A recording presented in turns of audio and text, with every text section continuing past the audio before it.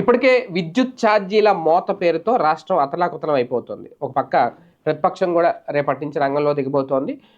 ఇటువంటి నేపథ్యంలో స్మార్ట్ మీటర్ల అంశం తెర మీదకొచ్చింది. అతి త్వరలోనే ఈ స్మార్ట్ మీటర్లు కూడా బిగించబోతోంది రాష్ట్ర ప్రభుత్వం. స్మార్ట్ మీటర్లు తీసుకురాబోతుంది. అయితే ఈ స్మార్ట్ మీటర్ వల్ల ఏంటి ప్రయోజనం అంటే, ఒక రకంగా సామాన్యుడికి ప్రయోజనం ఉందో లేదో తెలియదు కానీ భయం అయితే మొదలైంది. ఎందుకంటే ఈ స్మార్ట్ మీటర్ ద్వారా ప్రీపెయిడ్ సిస్టమ్ తీసుకురాబోతున్నారు.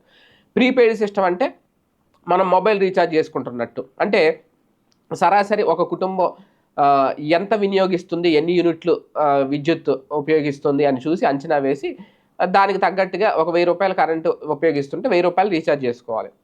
ఒకవేళ ₹1000 రీఛార్జ్ చేసుకొని మనం ఎక్కువ వాడేస్తే మధ్యలోనే అది కరెంట్ పోద్ది మనకి మళ్ళీ. అయితే ఓకే. దానికి మళ్ళీ ఇప్పుడు మొబైల్ లాగా టాపప్ రీఛార్జ్‌లు ఇలా ఉంటాయా?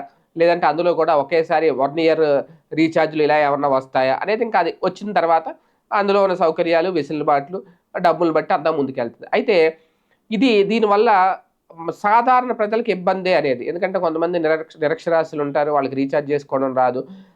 అలాంటి వాళ్ళకి ఏంటి పరిస్థితి అనేది కూడా. కాకపోతే స్మార్ట్ మీటర్లను ఇంకా రంగంలోకి తీసుకురావాలని కేంద్ర ప్రభుత్వం గాని, ఇటు రాష్ట్ర ప్రభుత్వం గాని ఎప్పటినుంచో ఆలోచిస్తున్నారు. అయితే ఇప్పుడు ప్రస్తుతం విశాఖలోని తూర్పు ప్రాంత విద్యుత్ పంపిణీ సంస్థ మొట్టమొదటిసారిగా ఈ స్మార్ట్ మీటర్‌ని విశాఖ ప్రజారోగ్య శాఖ ఎగ్జిక్యూటివ్ ఇంజినీర్ కార్యాలయంలో ఏర్పాటు చేసిందంట తాజాగా. మొదట ప్రభుత్వ కార్యాలయంలోనే ఏర్పాటు చేశారు కాబట్టి అక్కడ పనితీరునైతే చూస్తున్నారు. ఎలా ఉండబోతుంది ఏంటనేది. తర్వాత ఇప్పుడు ఇళ్ళకి కూడా బిగించబోతున్నారు అతి త్వరలోనే. అది కూడా విశాఖ నుంచే స్టార్ట్ చేస్తారట ఈ ప్రయోగం. ఒక్కో స్మార్ట్ మీటర్‌కి అయ్యే మొత్తాన్ని కూడా ఆ వినియోగదారులే భరించాల్సి ఉంటుంది. అయితే దీనికి వాయిదాల పద్ధతిలో కూడా నెలకింతని కూడా కట్ చేస్తారు. అంటే ఇంక మనకు బిల్లులోనే పెట్టేస్తారన్నమాట కొన్ని రోజులు మీటర్ ఛార్జ్ అని. ఇప్పుడు ఎలాగైతే ఈ సర్వీస్ ఛార్జులు ఇవన్నీ ఎలా అయితే ఉన్నాయో అలాగే మీటర్ ఛార్జ్ కూడా. అలాగే ఏపీలో చూసుకుంటే గనుక రాయలసీమ, నంద్యాలలో కూడా ఇప్పుడు ఈ ప్రభుత్వ కార్యాలయాలకు ఈ స్మార్ట్ మీటర్లు అనేది ఏర్పాటు చేశారు. స్మార్ట్ మీటర్ల బిగింపుతో అత్యధిక బిల్లు వస్తదని భయపడే వాళ్ళు కూడా ఉన్నారు. ప్రచారం అయితే గట్టిగా జరుగుతుంది. అలా కాకుండా ఇదే కన్వీనియంట్‌గా ఉంది అని అనుకుంటే ప్రజలు హ్యాపీగా ఫీల్ అవుతారు, స్వాగతిస్తారు.